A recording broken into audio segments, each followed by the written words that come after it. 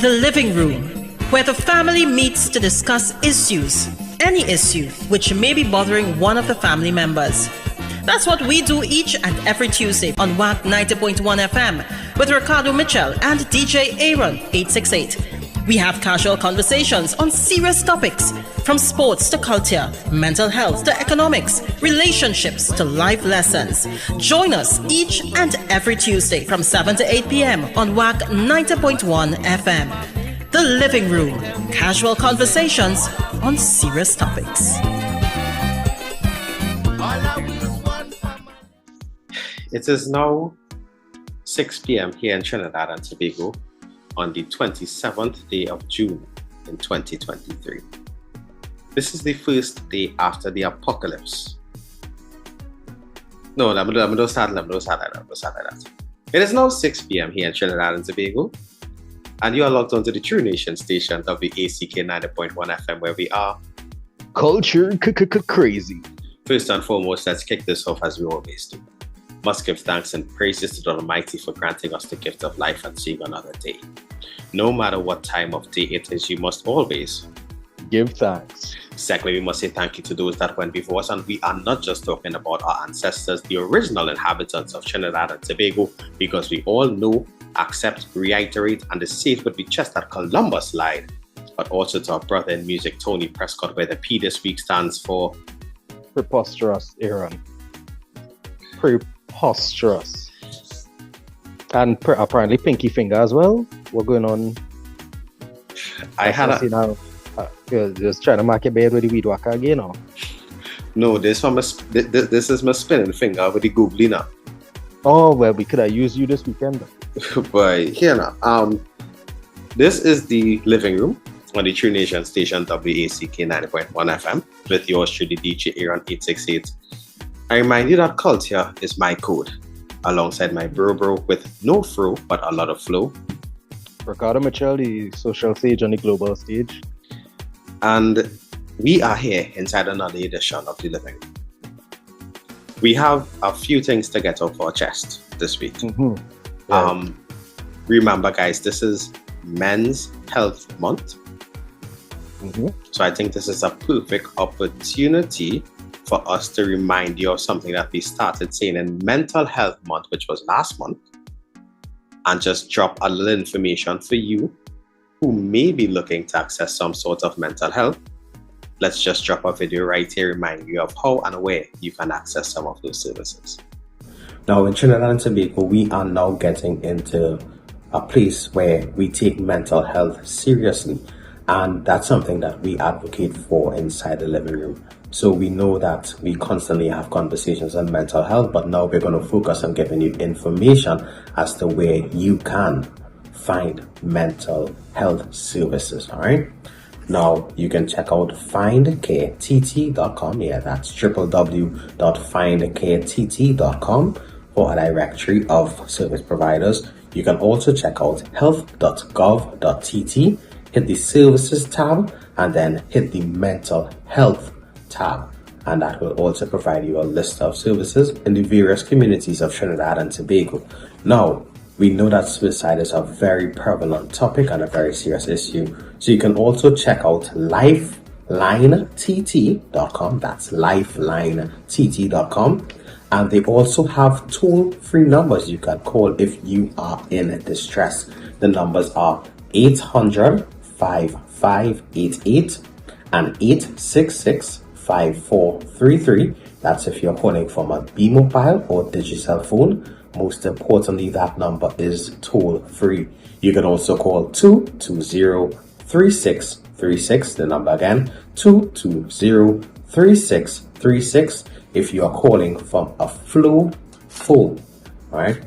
Remember, mental health is something that needs to be taken seriously, and as we say in the living room, we have to get holistically fit. So check out your mental health, guys, and remember, there are persons that can offer these services for you at discounted rates depending on the cases. So you can always make contact and see how best the service provider can assist. And we are doing our part to assist inside the living room by providing the information to you. Thank you, Aaron, for that lovely. I think we're at a point now that if we do laugh, we'll cry. Yeah. After 374, it's not enough. And I want to say Gary So was make 365, then Lara make 375, then Matthew Heath make 380, and then Lara make 400.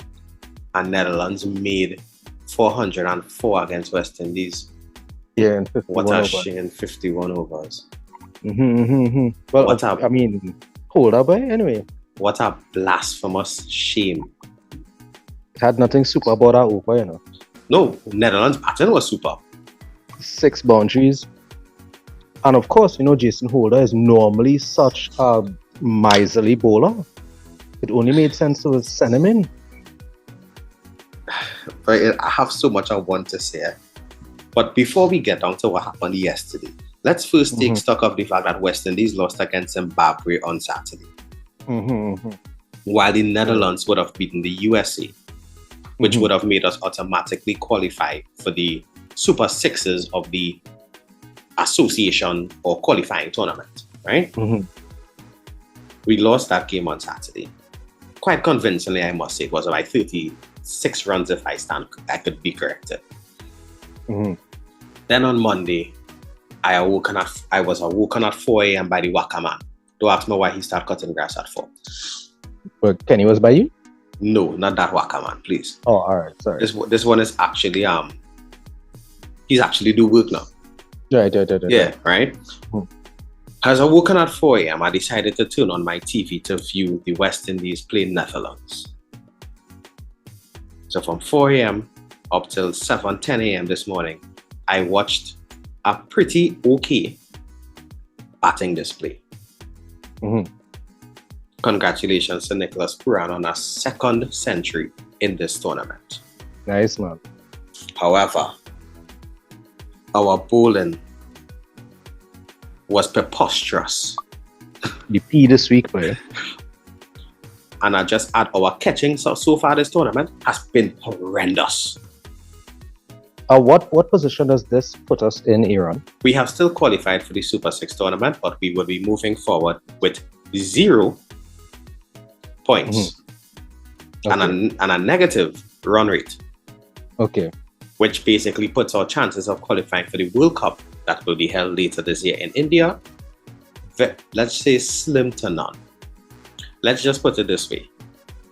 You know, they say all the odds have to be in your favor for something to happen. We need that and a lot more. Because Zimbabwe is moving forward with 4 points.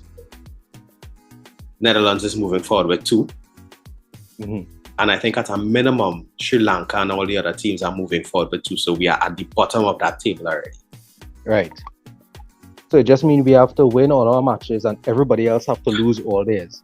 Yeah, the winners had to lose 2. The winners had to lose 2. So the most we could get is 4 points, which is going to put us it's very tough for us to qualify for the World Cup. So I posted it on Facebook yesterday. I posted it on Twitter, and I'm going to say it now on our airwaves. I had to say it. No, I'm going to say it. This is the moment here. Nobody believe it, Aaron. You keep going back. This is the moment. You keep going back, Aaron. And you know why? I think this is a perfect start off in terms of like things we could discuss when it comes to men's mental health.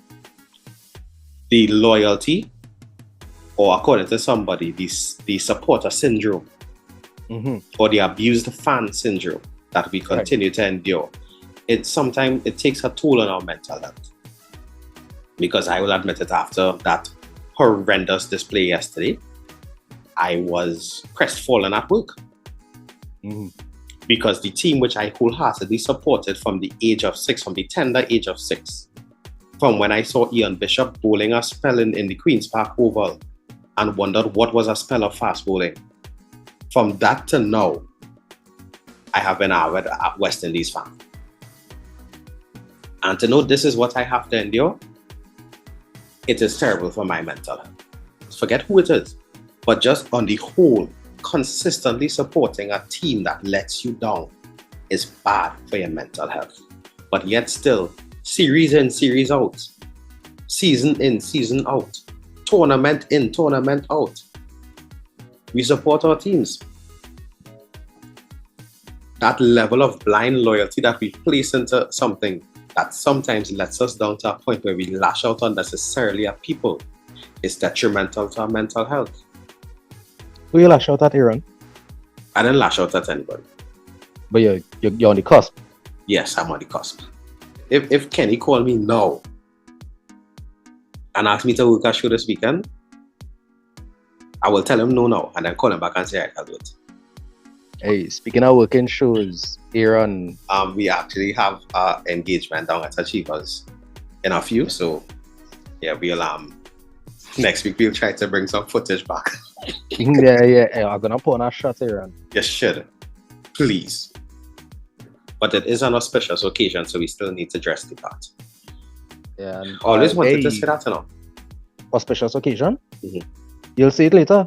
We co-hosting, you know. I know I tell you you're coming to play, but I cannot tell them to give you an extra mic. And that's the thing, Ricardo. You know, we're talking about these different things, and let me be transparent with the listeners here. People think that I've been playing music for so long, I shouldn't be getting nervous, or as host these different things, and I shouldn't be getting nervous. Mm-hmm. You know, for me to actually go and host something, I have to mentally prepare for at least a day. Especially if it's in person, like hosting the online shows. Really easy because it had nobody right there to watching your heart, like what's tripping is you talking or what's I saying there, or you make a mistake. But when you have to go in front of people, I hold in a mic and I don't get nervous about hosting events the way that I used to, because I've realized that my gift is not necessarily in preparation, but in the fact that I authentically show up. Yes, there is a degree of preparation that one should do for anything that one is attempted, right? Luck is really opportunity meets preparation. But I have enough confidence in the fact that I stand firmly enough in what I believe in and in the positions that I have, that when given the opportunity to communicate, I can do so honestly, and I have no concern as to what comes out of my mouth or the place from which it comes. So it's really just about making sure I get the names correct, or I don't do anything completely contrary to what my ethic is. And I'm not going to say that is actually a very key part of it all, where we have to make sure that you get the name of what you're attending or you're speaking at correct, or you get the names of the people that you're going to be announcing correct. Yes. Yeah. So Sunday morning I went to church with the young lady, my girlfriend, and we after the mass they had an awards function. See that fast? Yeah, real quick. I hope they miss it. Play by two, yes. Anyway, right. Award ceremony. There was an award ceremony, and the lady that was announcing the names of the children who would have participated in the competition, she botched at least 60% of the names. Right. And I think that is something that one, as hosts for events, you need to be very wary of. At least getting the names before to practice saying them, or if you have to ask someone to clarify the names of the persons. Yeah. As well as the names of the organization that you would be hosting for. And also too, sometimes you need to own a mistake. Yeah. You taught me that very early with Coroni Savannah. Yes. You need to own your mistakes sometimes. Because if you, like for me, I wrote down some names that I wanted to call today. One, Darren Julius Garvey Sammy, the coach of the West Indies cricket team. I hope I pronounced that correctly. Right. You have shamed our region. All right, Green Arrow. Just like Jason Omar Holder, collecting 30 in a super over against the Netherlands. 30, that man went for 6 boundaries in 6 balls. If you want a little more clarity as to how it happened, it was 3 sixes and 3 fours. No, because I tell you, every 10 minutes or something, I am going to bring this back up, because it is terrible to know that this is what a cricketing nation who has been proud for so much years is putting forward. Just like how it is a shame that as a nation that is turning, how old will be this year? 61 years old on the 31st of December, 2020, 31st of August, 2023. Now got to save the movie. That we are still a nation that is divided by ketchup and mustard. We divided by more than that. Well, I know that, I hear it. but you understand the basis of the segregation that I'm talking about. It is a shame that in God's year 2023, YouTube still cannot play as a background app. Look, you see where you're getting on with this, huh? I want to counter that by acknowledging I have some names of my own. People have encountered over the past couple of weeks that I've been impressed with the service provision or the attitudes. And we have Doctors Baksh, Mohammed, Deodat of the Teaching Hospital. We have Dr. Daniel. We have Ryan Rambarat. We have Dr. Mahabir. There were one or two nurses and attendants as well, porters, that type of thing. Where I haven't seen for a prolonged period, sometimes stretches of over a shift, what it takes to keep the megalith, I can't even call it a monolith, the megalith that is the San Fernando General Hospital in motion. Listen, it's like a little city, and there are different cultures within this city, and to see what it takes to keep this whole machine moving, it is an amazing thing to sit and witness. And observing the way that people function or don't function under such a high stress environment. I remember, Aaron, what might be the worst day of somebody's life in terms of having to navigate a medical emergency is probably just Tuesday or Wednesday for them. Or let me add to that. What might be the worst day of someone's life in terms of a medical emergency may be the best day of a doctor's life for their first ever experience of saving someone's life. All right, if you want to juxtapose extremes, yes, I will take that as well. I've seen people do the most with the least. And while there are a lot of complaints about the way the health ministry is run, as pretty much every ministry in the country, I do acknowledge that a lot of it depends on the management you have on the floor. And I've seen things work and I've seen things not work. So I just want to tip my hat to the people that I've encountered thus far. And on a lighter note, I want to big up, I think it's Carissa from in Tobago. She was doing the chairs and thing. This young lady was setting up her chairs and sweeping the beach, making sure that the space that she was working in was sweeping the beach area and making sure that there was no refuse left over from the people who were there before and that type of thing. I think sweeping the beach could be misconstrued. Brother man, I'm using the words to express the experience. Sweeping the beach and setting up her chairs and wiping down and dusting off. And then I saw her on another beach later the next day. She didn't recognize me, but I recognized her. How much beaches you went on? 3. Okay. Or thereabout. But just seeing the work ethic, it was encouraging. And in terms of customer service, I want to big up Bree from House of Flavor, right on the main road in Marabella. Listen, people don't understand how sometimes one simple exchange could guarantee somebody becomes a customer. Even if it's as simple as giving somebody a dinner menu, could change the way that a customer feels about our interaction. Is a little bit sometimes just go a long way. So big up Bree and House of Flavor. We'll probably pass back and take a beer or two. Because according to Keeks the other day, he will endorse the healthy de-stress beer now. Yeah. But there have been people I've been meeting in so many different capacities that are reminding me that while we sit here, and I do run a harsher social commentary than some might like, because my desire for accountability and personal responsibility and that type of thing. There are a lot of people who doing the most with the least. So I've had some experiences this month actually, that have reinvigorated my passion for Trinidad as opposed to my passion for the problems of Trinidad and Tobago. Now, you would have mentioned just now about the healthcare system. Mm-hmm. And for me, that is somewhat of a sore point. Mm-hmm. As well as a point that I must commend a lot of the doctors. who would have in earlier times, pre-pandemic and early pandemic, helped with my dad, and also in later times with my grandfather. Right? I continue to commend not the system, but the employees at the San Fernando General Hospital for the work that they put in. Yes, there will be problems, but where doesn't have problems? Correct.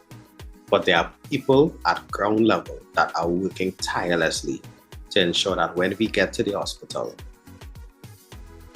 things just happen. It may not happen as quick as we would want it to, but it happens, given a lot of the limitations for funding, which are currently plaguing our healthcare system in Trinidad and Tobago.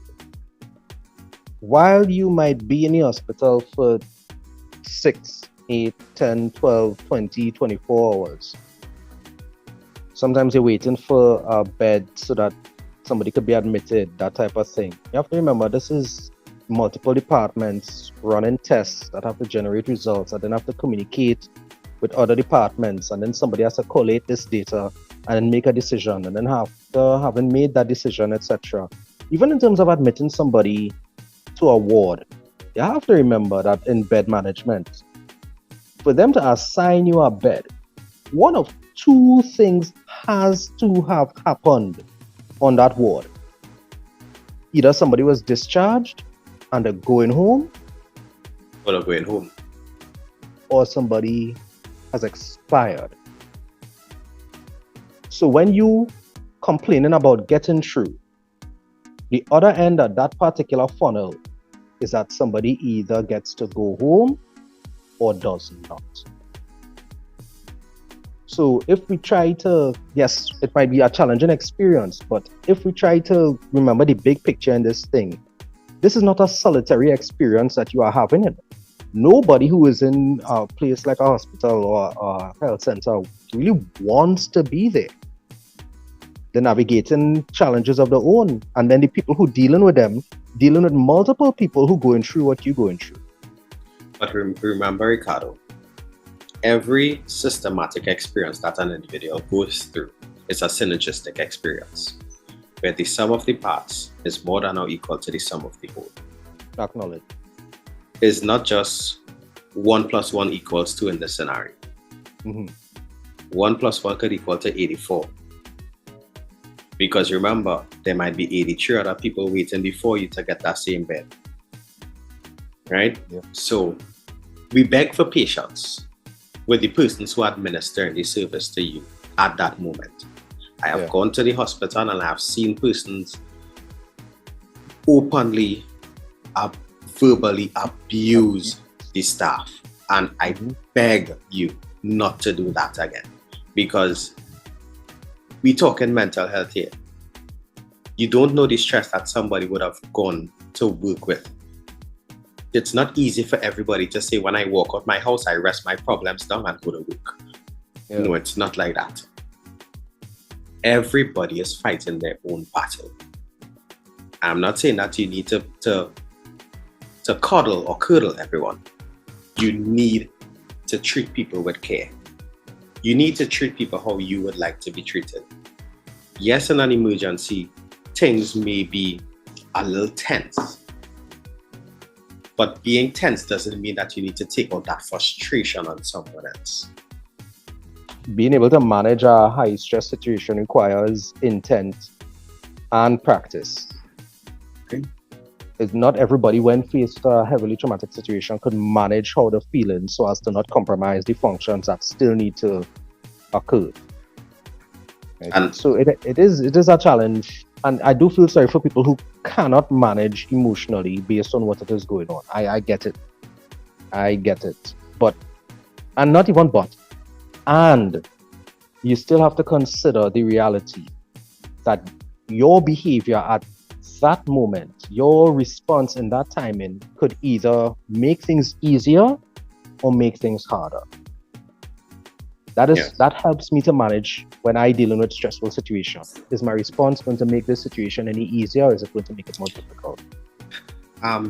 You mentioned that, and there's something that I want to say with respect to that. When the only time Trinidad and Tobago comes together as a nation and in unity is to collectively warn drivers in the opposite direction that there's a speed trap or a roadblock. When you get stopped in a roadblock, it is just a policeman doing his duty. Mm-hmm. You will complain, oh, they don't have vehicles to go and stop crimes. But how many times have we seen after a road exercise how many guns have been seized? How much illegal substances have been seized? How many drunk drivers have been stopped and averted? I myself have been subject to numerous roadblocks on numerous occasions. Mm-hmm. But I will always give the officers their due respect in that scenario, because they may not be able to sometimes solve the major crimes, but they can avert something in that scenario. You might have a very difficult job in terms of some of the people that you're working with, but I'm pretty certain most of us don't have to put on a bulletproof vest to do our job. I'm not excusing the behavior of some of them ignorant and I want to say that, public servants out there, especially the officers. I know that once they are issued a firearm, they have to keep it on their person at all times. But you cannot tell me that you are walking into an establishment and you have your whatever type of gun that is exposed when they go to buy $2. Well, what you rather, Aaron? what you rather? You rather see a police officer brandishing a firearm and are using brandishing not in the terms of waving around for attention. I'm talking about the fact that it is very visibly public. Sometimes across the chest, hopefully barrel pointed to the ground, or whatever the proper safety procedure will be. Or police scampering to run back to the van because while the stuff for two it's light and alupai with China, right? Some smart fella decide to relieve them of the firearms. Yeah, well, I understand that, but for me, it brings a level of discomfort sometimes in a amicable situation. I gotta buy two it out because I read pepper. Hey, big right, up. Yes, because you do use a head sweater when you eat pepper. Yeah, big up. The gentleman, I forgot his name actually, the server at Passage to Asia yesterday. He was very knowledgeable of their menu, and he made sure that the things that were listed as hot and spicy on the menu were not hot and spicy when they got to my table. Oh, okay. So he de-peppered. Yeah, he de-peppered and de-spicerized the situation. Yes, the spicerization sounds about right. Yes. Because we all know that sometimes authentic Indian food comes across a bit spicy. So it was Passage to Asia you went? Yeah. Why is it Passage and Massage? What? I just read it out there. P-A-S-S-A-G-E and M-A-S-S-A-G-E. But one is Passage and one is Massage. The emphasis on the wrong syllable. I actually saw a thing about that somewhere recently. Just saying it's a real thing.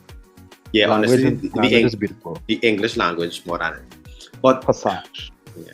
But I really, really, really want to continue to implore us as citizens of humanity, not just of Trinidad and Tobago, because we are on a global platform. I want to implore us to be a little more caring in situations. Because as it's Men's Mental Health Month, I also want to implore us men to be more caring of our brothers. And I myself will openly admit, sometimes I tend to hold my brethren to my standards. And I think that is one of the things that we need to look at internally and intrinsically. Because I am me. I am Aaron Williams. You are Ricardo Mitchell. You are not Aaron Williams. There could never be another Aaron Williams. Even though I met a fella named Aaron Williams at a wedding in 2019. I went in to say, and now we invite to the microphone Aaron Williams to make a speech on behalf of the groom. And I said, I'm like, me? I didn't even know who the groom is. Wow. And then I told Rasta man gets up and talk. Mm-hmm. The total opposite. Yeah. Right? But again, I digress. I am saying that to say, you are you. Don't hold anybody else to your standards. Right? Normalized morals and ethics, like manners, or what we just call brought up see, are things you could hold people to. But do not, I repeat, do not. If I just move the pen from this side to this side like that, do not expect anybody else to move that pen like that. Mm-hmm. If they choose to do it so, and do all kind of somersaults, some panache, some flair, or they choose to do it like that, and actually catch it, like what West Indies wasn't doing. If you'd only dropped that pen, I was keeping it in. As a good friend of mine, a brother of mine has said on several occasions over several years, manage your expectations. You keep demanding of other people things that might be outside the capacity. Not necessarily the potential, because people have the room to grow and the ability to change. But let me talk about the capacity as is. A lot of people doing the best they can at the moment. Yeah, with what they have at the moment. That might be something else in a little time. Which is why it's important to be able to judge without condemning. Because people that say don't judge.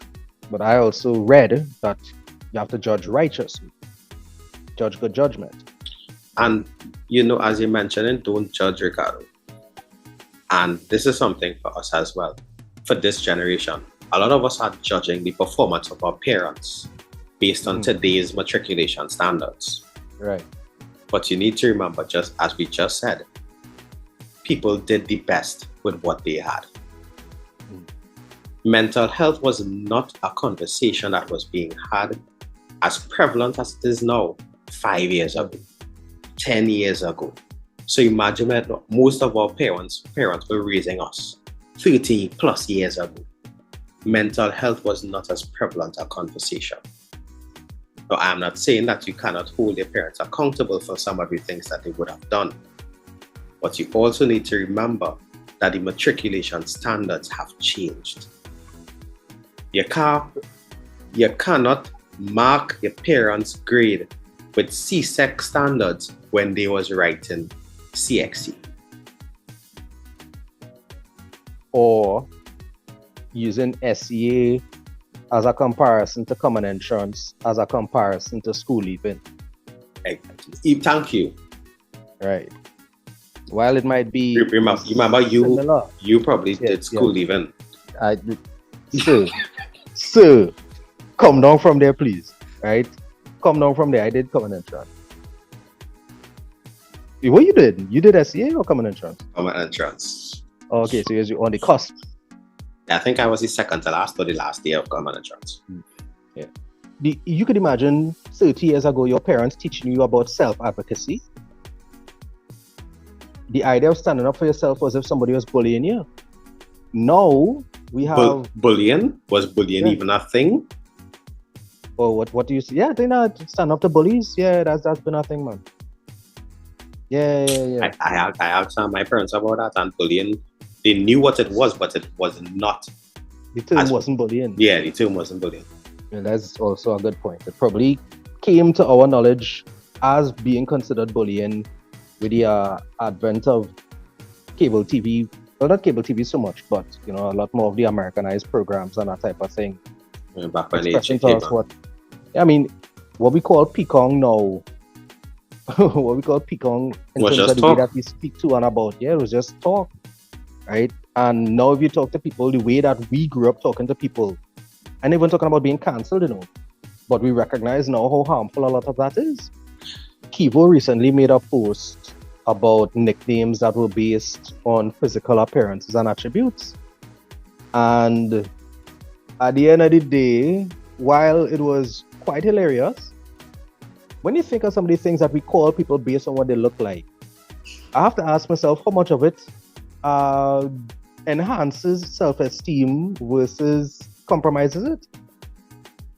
Right? I get all that I could have gotten based on what I look like. We know, and I'm not going to go down the road, but calling someone is never a term of affectation, you know. But based on the height, based on the weight, based on the complexion, right, based on the ability to enunciate accurately or to struggle with it, types of skin that people have, the types of hair, what I'm saying is we put people through the gamut. And it is not cool. People have to spend years of their life trying to create identities for themselves separate from the tag that they've gotten based on the culture at the time. So, Ogo, I mean nothing by it. All right, but if you accidentally hit somebody with a car, it hurts as much as if you intentionally did. Right? So your intent does not necessarily define what this person's experience is. So, as we're on the Men's Mental Health Month, I would like to revisit the nicknames we have for our brethren. And I want to acknowledge as well that sometimes we do overcorrect. Case in point, and I'll big up my boy Blackie. I thought Blackie was reference to the richness of his complexion for about 3 years. Only to realize that is short for black man being his last name. And then I was like, okay, yes, we could carry it too far. You know, we could look for a boogeyman under the bed where there is none. No, but again, you know, you're saying that, and I have our next brethren who thought the same thing. And when we told him that my brother's name is Black Man, he's like, I can see he black. Right. So it's like, yeah, sometimes we do look for a boogeyman where there is none. Right? But let us also be mindful that what we're telling people, while we might not mean anything by it, that has nothing to do with how it makes them feel. And I want to say that, because I think from my youngest days of knowing myself as a young man in San Fernando Boys RC in first year, my teacher, Miss John, she would have labeled, there were 3 Aarons in the class. Right. 2 Aaron Williams and an Aaron Christopher. Mm-hmm.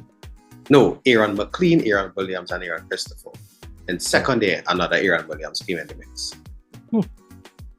And the teacher labeled the books Aaron Williams, short, Aaron Christopher, chubby, and Aaron McLean, tall and fat. Wow. So I do understand sometimes it may not be a nickname per se, but some people may use the adjectives as a description to remember somebody in a crowded room. But notice how 31 years later, I still remember the description that was used in first year. Yep. In university, my very first year when I went in, I was given the nickname Oompa Loompa because of my height. And not necessarily importance to industrial complexes. No. No, just trying to re-empower the statement now. No, there was no way for that to be re-empowered. Right. To this day, if I walk in a government office and see any of my schoolmates from that university, I am still greeted loudly as Oompa Loompa. The nicknames which you would have had as children, or the nicknames which your parents would have been given, sometimes are inadvertently passed down to you. You know how sometimes, as embarrassing as it sounds, if I walk in on the coffee, that I may be called Young Willie? Right. Good covering him out. Good covering him out to laugh. Me? So that was astonishment. Right? And that's the thing. I understand that nicknames may be identifying factors for you within your peer groups or within your various communities. But as you rightfully said, Ricardo, we need to really look at some of the nicknames and really revisit them. We have a knacker, the tall man named Short Man, or the short man named Stretch. I noticed too, when I think of how many of my tall friends, and I don't mean, 6 feet. I talking about the tall friends, the 6'3s, the 6'5s, the 6'6s. Like Chad? How many of those guys slouch? How many of those guys, they don't carry themselves with the upright? Yeah. It's almost as if they're already tired. They spend their lives being identified as standing out when all they pretty much want to do is just go about the business. Or even, Ricardo, the short friends that you may have, how many of them tend to wear thick-soled sneakers or shoes? Mm-hmm. Yeah. Or even how many people generally try to take in front. So when a man come out with something, it's like, oh gosh, don't do me that, man, I'm short already. Because now they're trying to defuse something that somebody might tell them. Oh God, relax, I know I put on size. Because now you want to get in front of somebody telling you. There's actually some relevant points there. One, with the height. Generally, I'm the shortest person within my social circle. And I have gotten to a point where, as you say, to take front sometimes, I tell them, if I don't mind the short jokes, because if that is what and this may sound bad, if that is what you think you have to do every time you seem to be acknowledged, so be it. I can't change the way you want to greet somebody. However, I could establish boundaries. Mm-hmm. And the establishment of my boundaries has reduced the amount of short jokes that I'm greeted with. Because I tell them, if you had to come with a short joke, it had to be creative. That was mean. Most people don't have the creativity that you have here. Exactly. Right? That's one. And you see the greeting that it is. Greet people, especially women. And I have to bring this up. So you ain't make no child yet?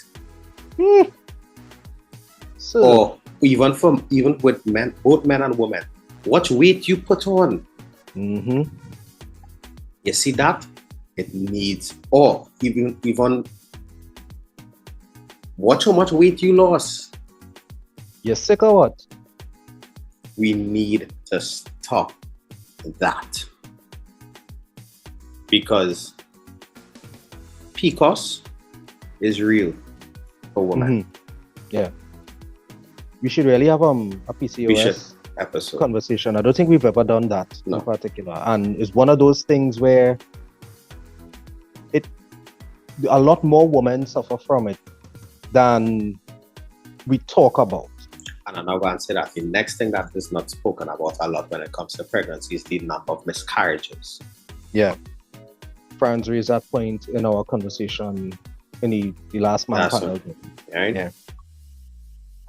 So we need to be very careful with that question, because somebody could be trying to get pregnant and they are not able to.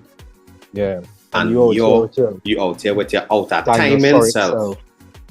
Asking people, so when you're going on. Right? And it goes the same thing for men as well. Meeting your brethren and ask them, so you're not out here yet? You don't know what medical issues someone may be suffering with, so we need to be more kind to people. Or personal desires. Well, I was actually going to raise that in our next point. All right, well, yeah, that's teamwork makes the dream work. Yeah. But not only that too, people don't need to satisfy your objectives for their lives to be fulfilled. When you're gonna make a child, when you're gonna I want wear a suit, boy. So when you invite them to a christening, well, go to court. Oh wow, yeah. You know what? Yeah, challenge your ticket. Right, what else do you? No, you can do that online now. Can you? That's if the officer will show up. The officer will show up. That is if the payment that you made or refused to make even could go through the process that they put in place to pay it. But that's another conversation. Yeah. Right? What I'm saying is we make challenging situations out here more challenging, and situations that should not even be a concern, we create challenges within them. How you feel I going to respond if every time I see you, you have some piece of 36ness to ask me or tell me? Yeah. And this is not just limited to brethren, huh? You see the elders in your family, the grandparents who may be always, so when I get a great grand, or the parents, so when I get a grandchild, oh gosh, how much money I could save, continue saving for this wedding that you're not going to have. Yeah, them kind of thing. The pressure is not just from your friends, it comes from family as well. And something that I've learned it before, but I have begun to enforce is setting boundaries with your families about the things that they are able to tell you, the conversations that is allowed to be had. Because it doesn't be nice if I'm not talking from my experience here. Because I know my family is listening and I know what I'm feeling that I'm talking about. We business. Yeah, that's the next thing too. Everybody feel because we're in a position on social commentary that everything we talk about is ours. You don't want to be 23 and they're telling you, oh gosh, it's a failure because you didn't go to school and get a degree. But you could be making a lot of money as a DJ or a graphic designer because of short courses that you did with the Ministry of Community Development, which are going to start pretty soon. Right. Your parents' career path sometimes is not yours. Your parents' family goals that they may have for you is sometimes not yours. I recently heard a mother tell her son that I had to have more than one child because I only had one. That could scare a young boy into not having children at all. Especially when you consider that having children now considerably more expensive than it was back in the day. Man, say consider exponentially more expensive to the power of 6. No, actually, no. It probably 6 raised to the power, 4 raised to the power, 6 to the power, 6 to the power, 4 to the power 6, like Jason Holder super over yesterday. Wow. But I do want to acknowledge that it's not just the elders and set in the ways members of your family who might have this proclivity to 36ness. There are some very dotish young people in your family too. So I just being an equal opportunity dotishness identifier. Right? There are some young people out here who feel to know everything and thus entitled to run commentary as well. Because here we're going on. Because you study in a little degree does not mean... Whoa, don't. Studying a degree does not mean that you have the information or the experience that somebody who did not study one has. You have to know your role and act your part. You could study for 2, 3, 5, 10 years and still cannot hold a candle to people who have had decades of life ahead of you.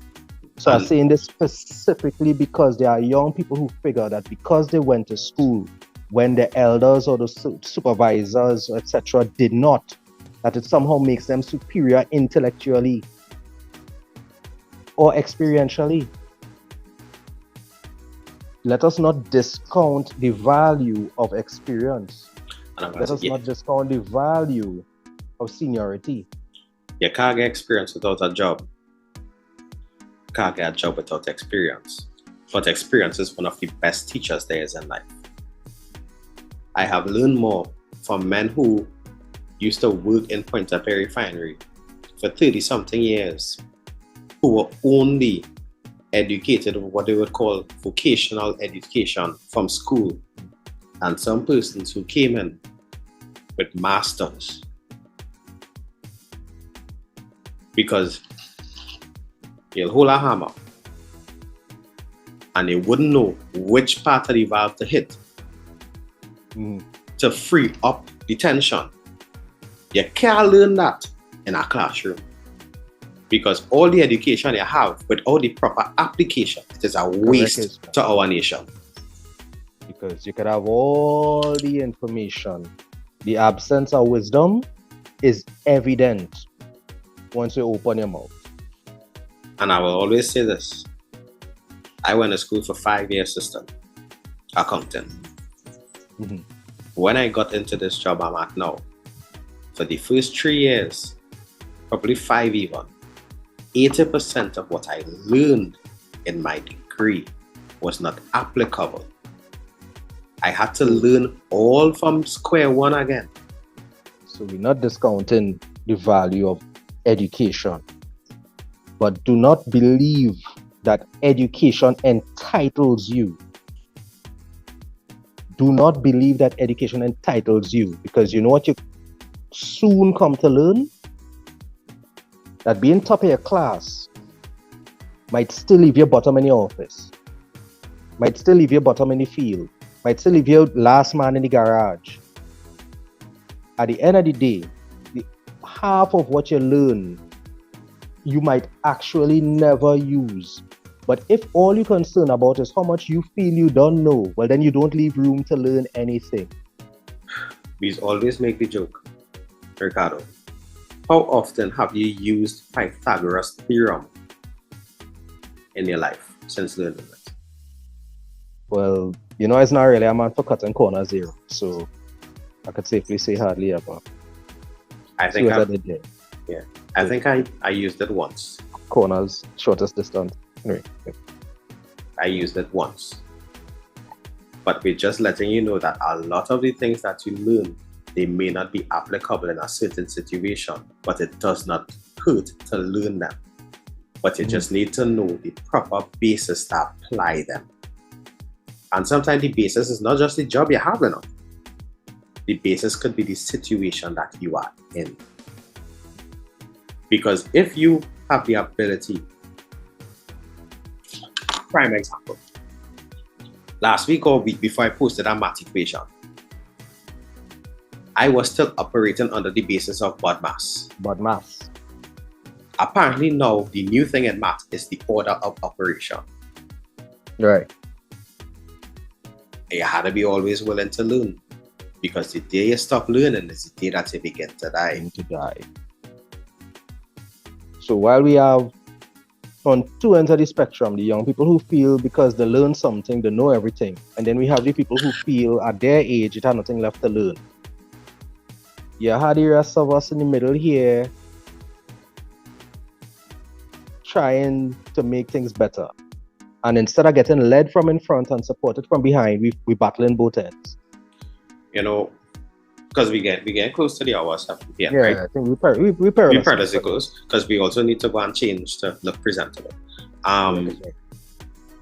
One thing I will... Peter, we could have be proms. It's proms now, it's not graduation again. Well, yeah, but we get Americanized, but I'll always say, one of the key people in life that continues to teach me that no matter how much you know, there's still a lot to learn, is one Kenrick Phillips. Kenderson. He's a man with a wealth of knowledge in the music industry. He has a wealth of knowledge in the media and broadcasting industry. But you see Kenny continuing to adapt. He's a technophile. He loves to invest and study the upcoming technologies. Yeah. He does buff my plenty, yeah? I'm not going to lie. But it is... Everybody, you probably just need a hug, eh? Kenny not getting a hug from me, sorry. He got... Yeah, sorry, no. But I'll always say, in all the broadcasts that I've done with Kenny, we have seen the growth of WAC throughout this pandemic. We have seen how much WAC has gone from the studio that just used to look like it went in to record with some banners behind it, to now a studio that people will come and have concert in with screen and lights and rigged and everything. Yeah. You have seen the increase in the quality of the broadcast which we bring to you. So that when we ask for $20 for a pay-per-view stream, you know why we ask it? Because we are bringing you quality coverage of an event. And I'm not just saying that because I just posted them. I'm saying that because the quality of it is testament to the improvements that someone has made because they realize what I knew 5 years ago is not what I need to know now. Right? You all know I'm an advocate of giving people their flowers while they're still alive to get them. Or for some cases, giving people the roti when they still weren't able to eat it. Yeah, much appreciated, by the way. Not a problem. But what I'm saying is, you always have to be willing to learn and adapt in today's ever-changing world. Right? Don't be a rock. Unless you're a rock that's willing to shave off a few layers to retool and reshape yourself to be useful in today's world. Also, West Indies, you let me down. Yeah, but you know, this is one of the challenges here on. Up to now, we congratulate Trinidad and Tobago football team for the 3-0 victory over St. Kitts and Nevis. I hope the graduation finish earlier because I think we're playing tonight. So them kids, them children better know the time and that the bedtime is 8:30. Yeah, you gotta remember that we getting up there, Aaron. So while they're still pumping, we could find somewhere to stream the game and mind our business. Actually, no, it's on the 28th, which is time. tomorrow night. Tomorrow night, we will be playing Jamaica at 6:30 p.m. at City Park in St. Louis, I think it's Missouri.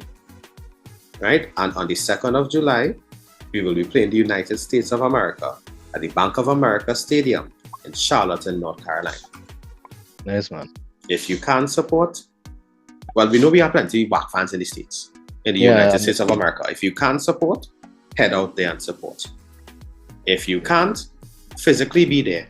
Find a TV, put on your red, your white, or your black, and let's support the I can't say the strike squad. I don't even know who he's called them now. What? I don't even know the Trinidad and Tobago national football team. Yeah, let's go out and support them. But as much as I have wholeheartedly denounced my fanship of the West Indies cricket team, they will be again for like the 15th time. They will be playing India in a series that will come to Trinidad at the Queen's Park Oval and the Brian Lara Cricket Academy. If you are so inclined and still a fan, you can head out and support. Because amidst all the bad showings that they have subjected us to over the years, that is still our regional team. We have turned so many corners, it's like a square or octagon, the amount of corners we have turned. Dodecahedron. A dodecahedron. How much size do I have? 12. Okay, cool. I read a long word, right? But what I'm saying is, despite my denouncement of being a fan, the team still needs the support.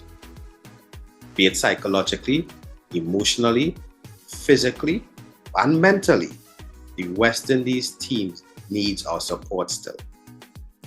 So I implore those of you who can, those of you who are able, and those of you who don't have pacemakers or suffer from hypertension, to please go out and support the West Indies cricket team.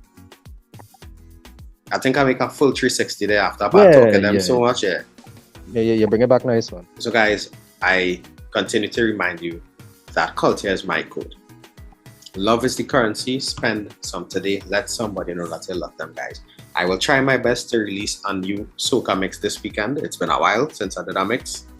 And sorry about the tribute duties as well. I've been doing them on air.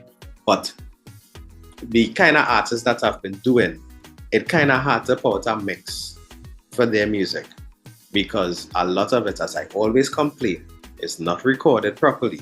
And mixing live music is not as easy as people will think. Yeah. And this is Ricardo Mitchell, the social sage on the global stage.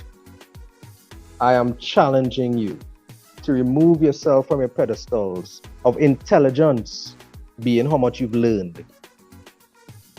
I would ask you, as a citizen of our global community, what have you taught? What have you taught by your example? What have you taught by your presence? What have you taught by your silence? What have you taught by what you've stopped and what you've taught by what you allowed to continue? So if you feel you're bright, ask yourself, are you lighting anything up? Remember guys, our glass is opaque.